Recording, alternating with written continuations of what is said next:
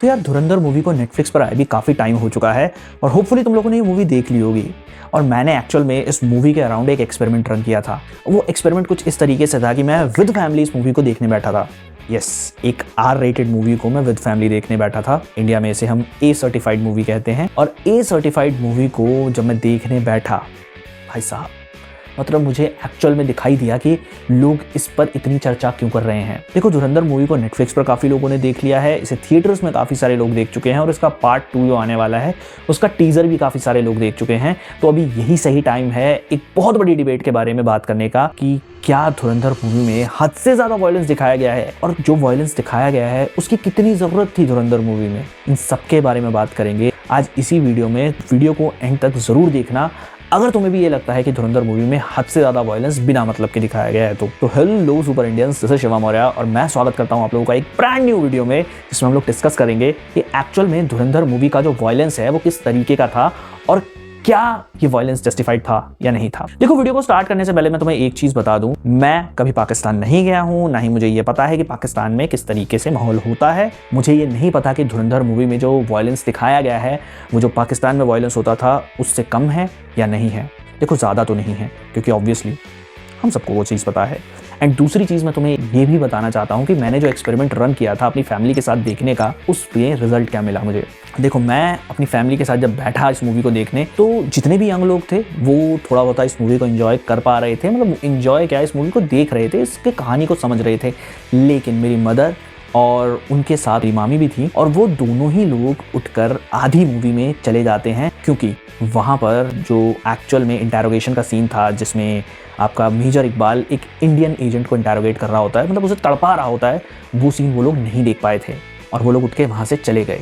और यहाँ पर उन्होंने एक्चुअल में सेम उनके वर्ड्स रिपीट करूंगा, यार ऐसी मूवी बनाते क्यों हैं, इतना ज्यादा वायलेंस क्यों दिखाते हैं। और यही चीज जब मेरे कानों में पड़ी तो मुझे इस वीडियो को बनाने का एक मोटिवेशन मिला। तो चलो यार शुरू करते हैं एक्चुअल में कि सिनेमा में वायलेंस क्यों दिखाया जाता है और इसकी क्या नीड होती है। तो चलो सबसे पहले बात कर लेते हैं एक्चुअल में सिनेमा में वायलेंस का रोल क्या होता है। देखो, सिनेमा में ना कई बार वायलेंस को एज अ टूल इस्तेमाल किया जाता है या फिर मैं आसान भाषा में कहूँ तो एज अ लैंग्वेज इस्तेमाल किया जाता है। वायलेंस आपको बताता है कि कोई कैरेक्टर कितना ज्यादा ब्रूटल हो सकता है या फिर कोई कैरेक्टर कितना ज्यादा सॉफ्ट हो सकता है। वायलेंस ही आप लोगों को एक टूल की तरह समझाता है कि आगे कहानी कितनी ज़्यादा इंटेंस हो सकती है और चीज़ें कितनी ज़्यादा खतरनाक हो सकती हैं। आप लोगों ने अगर धुरंधर मूवी देखी हो तो वो मूवी स्टार्टिंग में ही ये चीज़ क्लियर कर देती है कि इस मूवी में भर भर के वायलेंस होने वाला है। क्योंकि वो जो कांधार हाईजैक वाला सीन था जिसमें एक्चुअल में ज़हूर मिस्त्री, जिसको 2023 में या 2022 में 2 अज्ञात लोगों ने मार दिया था, उस बंदे को दिखाया गया है एक इंडियन पैसेंजर को मारते हुए। और ये चीज आप लोगों को बता देती है कि मूवी में भर भर के वायलेंस होने वाला है। और आदित्य धर ने इस चीज को प्रॉपरली DNA में बसा के रखा था मूवी के। वायलेंस के बिना ये मूवी शायद वो नहीं होती जो आज है। अब देखो, धुरंधर में वायलेंस जस्टिफाइड था कि नहीं था, इस बारे में बात करने से पहले हम लोग ये बात कर लेते हैं कि एक्चुअल में सिनेमा में वायलेंस होता कितने तरीके का है। मोटा मोटी तौर पर अगर बात करें तो 3 तरीके का होता है, जिसमें से सबसे पहला है नैरेटिव वायलेंस। अब नैरेटिव वायलेंस का मतलब क्या है? जब भी कोई कैरेक्टर है उसका कैरेक्टर डेवलपमेंट एस्टैब्लिश करना होता है, कहानी में वो किस तरीके से आगे बढ़ेगा ये एस्टैब्लिश करना होता है, तो डायरेक्टर्स कई बार एक वायलेंट नेचर का सहारा लेते हैं। देखो, जैसे अगर हम लोग एग्जांपल ले जॉन विक का, तो जॉन विक के कुत्ते को या फिर गाड़ी को छूना बिल्कुल मना है। उसकी गाड़ी को या कुत्ते को अगर किसी ने कुछ भी किया तो वो पागल हो जाता है और जॉन विक को ये चीज़ बिल्कुल पसंद नहीं है। और जैसे ही जॉन विक को पता लगा कि आपने उसके कुत्ते को कुछ किया है, वो आपके पीछे आएगा और आपको जान से मार देगा। यही उसका तरीका है। बिना वायलेंस के आप जॉन विक को समझ ही नहीं पाओगे। जॉन विक को गुस्सा क्यों आ रहा है, जॉन विक गुस्से में क्या करेगा, ये सारी ही चीज़ें बेमानी हो जाती हैं जब तक जॉन विक हथियार ना उठा ले। वायलेंस उसकी स्टोरी को आगे बढ़ाता है। और अब अगर हम लोग बात करें वापस से धुरंधर की, तो धुरंधर मूवी में हर कैरेक्टर को एस्टैब्लिश किया गया है वायलेंस से। सबसे पहले तो ज़हूर मिस्त्री, यानी कि जो पाकिस्तान का जो पूरा का पूरा टेरर कैंप है ना, उसके कैरेक्टर को एस्टैब्लिश किया गया था ज़हूर मिस्त्री के उस एक्ट से जिसमें उसने एक्चुअल में एक इंडियन पैसेंजर को जान से मारा था। अब बात करते हैं हम लोग आगे के कैरेक्टर्स के बारे में। आप लोगों ने वो सीन देखा होगा जब रहमान डकैत एक्चुअल में बाबू डकैत का सर फोड़ देता है और सर फोड़ने के बाद लास्ट में एक लात ब्लो मारता है और उसके बाद वो बोलता है। ये चीज़ बहुत कम लोगों ने ये डिटेल नोटिस करी थी मूवी में। और जब एक्टर्स के इंटरव्यूज आने लगे, उसमें डूंगा का कैरेक्टर जिन्होंने प्ले किया था उन्होंने एक्चुअल में ये चीज़ डिटेल में लोगों को बताई कि किस तरीके से वायलेंस के साथ साथ वो दोनों चीज़ें मिलकर रहमान डकैत के कैरेक्टर को किस तरीके से एस्टैब्लिश करती हैं। तो कोई रहमान डकैत के बेटे का खून हुआ था वहाँ पर, वो अपने बेटे का बदला लेना चाह रहा था और लियारी पे कब्जा भी करना चाह रहा था। वो एक्चुअल में एक बहुत बड़ा गुंडा बनना चाहता है, लोगों के दिल में खौफ पैदा करना चाहता है, प्लस वो एक ब्लड थर्स्टी गैंगस्टर भी है। मारने में मज़ा आता है उसे। इसी वजह से वो लास्ट में मारने के बाद ये करता है कि एक्चुअल में ये मर तो गया है, मैंने अपना बदला ले तो लिया है, लेकिन ये करने में मुझे मज़ा आया। ये एक्चुअल में उसके कैरेक्टर को डेवलप करता है। देन उसके बाद हमज़ा का जो कैरेक्टर है, हमज़ा के कैरेक्टर को आप देखते हो, जब भी वो वायलेंस करता है ना, वो वायलेंस किसी ना किसी रीज़न की वजह से करता है, चाहे किसी की उंगलियां काटना हो या फिर खुद रहमान को मारना हो। उसका वायलेंस हमेशा कोई पर्पज़ लाता है। एंड देन उसके बाद एसपी असलम चौधरी, इस बंदे की तो भाई एंट्री ही हुई थी वायलेंस के साथ। मूवी में सबसे ज़्यादा वायलेंट एंट्री इसी बंदे की है। और अगर लास्ट में मैं बात करूँ मेजर इकबाल के कैरेक्टर की, तो मेजर इकबाल के कैरेक्टर से रहमान डकैत बोलता तो है कि रहमान डकैत की दी हुई मौत काफ़ी कसाईनुमा होती है, लेकिन मूवी में कुछ टाइम के बाद ही इकबाल रहमान को बताने के लिए ये चीज़ दिखाता है कि किस तरीके से कसाईनुमा वो मौत दे सकता है। और जो वायलेंस है ना, जिसमें एक्चुअल में एक इंडियन स्पाई को वो बहुत बुरी तरीके से टॉर्चर कर रहा होता है, वो उसके कैरेक्टर को एस्टैब्लिश कर देता है कि भाई एक्चुअल में ये बंदा बहुत ज़्यादा ब्रूटल है और बहुत ही ज़्यादा घिनौना है। वेल, ये तो हुई नैरेटिव वायलेंस की बात। अब सिनेमा में एक और तरीके का वायलेंस दिखाया जाता है जिसे हम कहते हैं स्टाइलाइज्ड वायलेंस। देखो, मूवीज़ जैसे कि आप लोग बाहुबली में देखते हो या फिर केजीएफ आप लोगों ने देखी होगी, जिसमें ग्रैंड लेवल पे वायलेंस किया जाता है और वायलेंस को काफ़ी स्टाइलाइज्ड तरीके से दिखाया जाता है। वहाँ पर प्रॉपर एक कोरियोग्राफी होती है, पीछे बैकग्राउंड म्यूजिक चल रहा होता है और प्रॉपर एकदम बैडएस तरीके से वायलेंस आप लोगों को दिखाया जा रहा होता है। इन मूवीज़ में आप लोगों को देखने को मिलता है कि एक्चुअल में वायलेंस जो है पूरी एक कोरियोग्राफी की तरह दिखाया गया है। एक पूरा डांस सीक्वेंस वहाँ पर हो रहा है, एक्चुअल में वहाँ वायलेंस हो रहा है, लेकिन आप लोगों को वो वायलेंस देखने में काफ़ी मज़ा आ रहा है, आप एंजॉय कर रहे हो। अब धुरंधर मूवी में आए तो धुरंधर मूवी में काफ़ी टाइम तक आप लोगों को ऐसा लगेगा कि इस तरीके का कोई भी वायलेंस नहीं हुआ है, स्टाइलाइज्ड कोई भी वायलेंस नहीं है। लेकिन यहाँ पर अगर मैं आप लोगों को एग्जाम्पल बताऊँ तो धुरंधर में भी स्टाइलाइज्ड वायलेंस के ट्रेसेस हम लोगों को देखने को मिलते हैं। कहाँ पर, वो मैं आप लोगों को बताता हूँ। देखो, सबसे पहले तो चौधरी असलम का जो कैरेक्टर है वो हवा हवा गाना सुनते हुए अपनी एंट्री मारता है। एंट्री मारने के बाद ही वो 3 ऐसे लोग होते हैं जिन्हें जान से मार देता है और पूरी स्टाइलाइज एंट्री है उसकी। स्टाइल तरीके से वो एक बंदे का सर फोड़ देता है एंड दूसरी बात में एक बंदे को गाली देके ये बोलता है, अबे भाई मेरे पास M4 गन है और तू भाग रहा है मेरे से।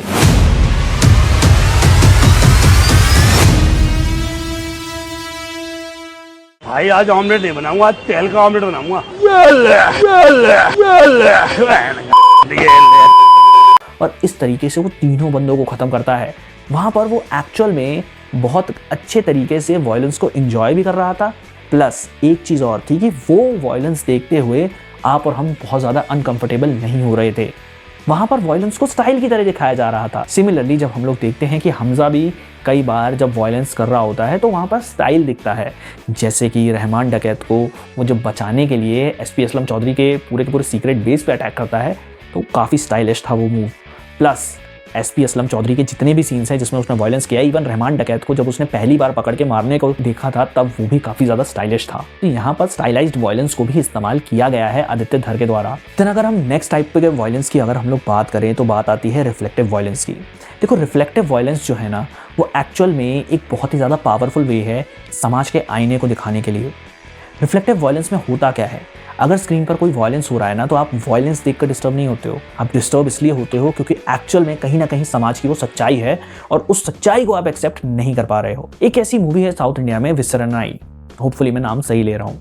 इस मूवी में होता क्या है, साउथ की एक स्टेट से माइग्रेंट लेबर्स दूसरे स्टेट में जाते हैं और दूसरे स्टेट में चोरी हो जाती है और चोरी हो जाने के बाद एक्चुअल में इन माइग्रेंट लेबर्स को पकड़ लिया जाता है पुलिस के द्वारा और वो पुलिस के द्वारा पीटे जाते हैं एक बंद कमरे में जहाँ पर उनकी कोई सुनवाई नहीं है।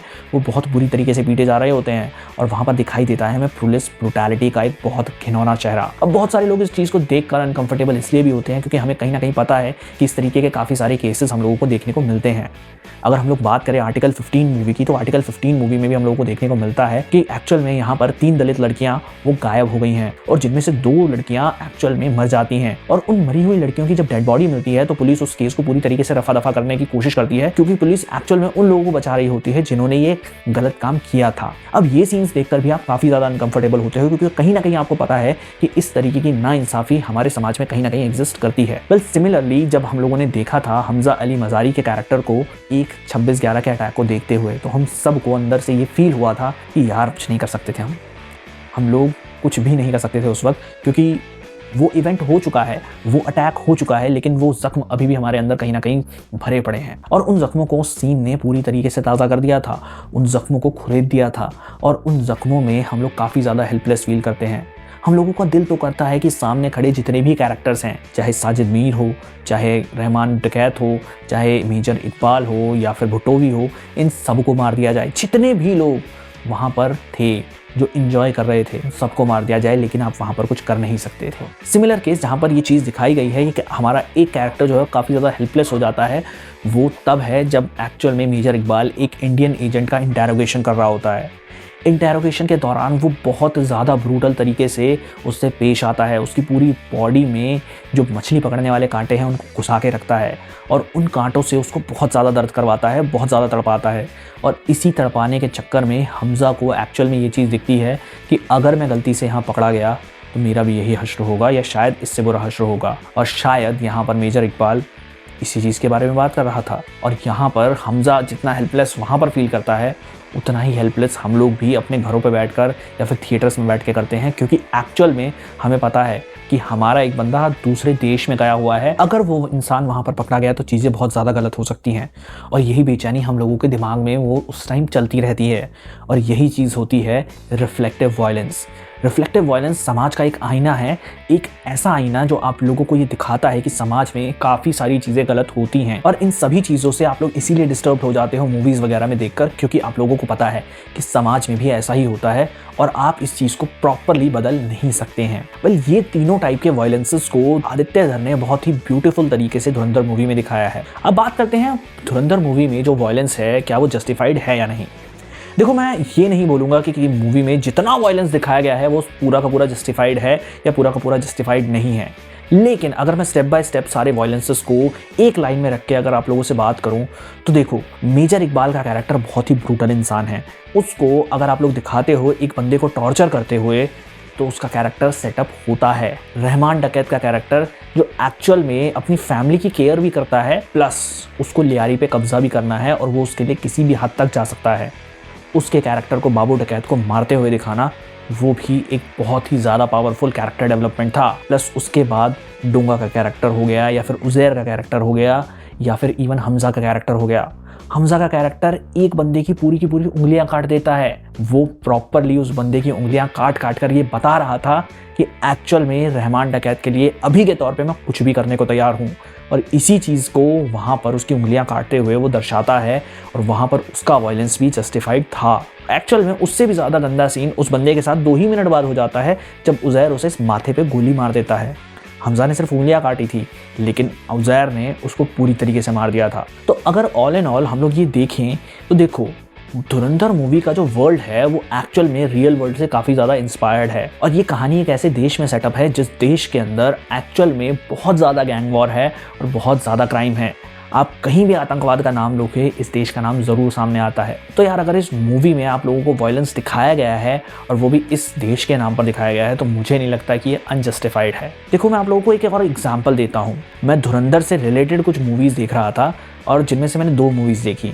एक तेहरान मूवी देखी जो पिछले साल ही जनवरी में आई थी, और एक मूवी मैंने देखी थी जिसका नाम है ग्राउंड ज़ीरो। देखो दोनों ही मूवीज़ में ना मुझे एक चीज़ काफ़ी ज़्यादा डिफरेंट लगी। तेहरान मूवी अपने वायलेंस को छुपाती नहीं है, वो वायलेंस को सामने लेकर आती है और वहाँ पर भी वायलेंस आप लोगों को देखने को मिलता है। वहीं पर जो ग्राउंड जीरो मूवी है वो टिपिकल बॉलीवुड मूवी की तरह चली जाती है और इस मूवी में आप लोगों को जो वायलेंस की वजह से चीज़ें फील होनी चाहिए थी वो नहीं हो पाती। तो ऑल इन ऑल एक चीज़ जो यहाँ पर सामने निकल के आती है वो ये है कि कई बार वायलेंस जो है वो काफ़ी ज़्यादा ज़रूरी हो जाता है दिखाना, ताकि कैरेक्टर्स को डेवलप किया जा सके और ये दर्शाया जा सके कि एक्चुअल में मूवी में जो कैरेक्टर्स दिखने वाले हैं वो कितने ज़्यादा खतरनाक हो सकते हैं या फिर कितने ज़्यादा अपॉर्चुनिस्ट हो सकते हैं। ये सारी ही चीज़ें धुरंधर मूवी में काफ़ी बार स्टेप बाय स्टेप आप लोगों को दिखाई गई हैं। तो यार अब तुम्हारी बारी, कमेंट सेक्शन में तुम लोग बताओ क्या धुरंधर मूवी तुम लोगों ने देखी है, और अगर देखी है तो तुम्हें उसका वायलेंस कैसा लगा और क्या तुम लोग इस मूवी के बारे में और ज़्यादा चीज़ें जानना चाहते हो। देखो मैंने बताया था कि बड़े साहब कौन होने वाले हैं, इस बारे में मैं एक वीडियो बनाऊंगा, लेकिन मुझे उससे ज़्यादा इंटरेस्टिंग ये डिस्कस करना लगा क्योंकि एक्चुअल में यार बड़े साहब के बारे में सब लोग बात कर चुके हैं। मैंने 6 तारीख को ये चीज़ आइडेंटिफाई कर ली थी, मतलब कि जो टीज़र आया था धुरंधर 2 का, उससे पहले ये चीज़ आइडेंटिफाई कर ली थी कि यार दाऊद इब्राहिम ही होने वाला है वो बंदा जो बड़े साहब होगा। क्योंकि एक्चुअल में फ्रैंकली स्पीकिंग मैं इन सब चीज़ों में थोड़ा इंटरेस्ट लेता हूँ और मैं थोड़े बहुत इस तरीके के वीडियोस भी देखता रहता हूँ, थोड़ी रिसर्च इस बारे में करता रहता हूँ कि किस तरीके से चीज़ें जो है वो हुई थी हिस्ट्री में और किस तरीके से इवेंट्स जो है वो वहाँ पर अनफोल्ड हुए थे। अब वहाँ पर दाऊद इब्राहिम का नाम तो सामने आता ही है और एक्चुअल में बड़े साहब और कोई नहीं दाऊद इब्राहिम ही होने वाला है, क्योंकि उस बंदे के ऊपर एक कैरेक्टर वहाँ पर रखा भी गया है। अब यार नेक्स्ट वीडियो में मैं बात करूँगा कि एक्चुअल में धुरंधर के अलावा जो मैंने मूवीज़ देखी थी जैसे कि ग्राउंड ज़ीरो और तेहरान, इस तरीके की जो मूवीज़ हैं वो देखने में आप लोगों को क्या मज़ा आएगा या नहीं आएगा और किस तरीके की चीज़ें आप लोगों को एक्सपेक्ट करनी चाहिए। प्लस धुरंधर मूवी में कितनी चीज़ें सच बोली गई हैं, कितनी चीज़ें सच नहीं बोली गई हैं, इस बारे में अगर तुम लोग जानना चाहते हो तो कमेंट सेक्शन में धुरंधर ब्रेकडाउन लिख देना। मैं इस बारे में प्रॉपरली ब्रेकडाउन वीडियो बनाऊंगा कि एक्चुअल में धुरंधर में क्या इवेंट्स जो थे वो सही थे, क्या इवेंट्स सही नहीं थे। तो मैं एग्जांपल के लिए बता देता हूँ, रहमान डकैत का जो कैरेक्टर है वो एक्चुअल में पूरी तरीके से गलत दिखाया गया है। जो रहमान डकैत का कैरेक्टर है वो 26/11 में शामिल नहीं था।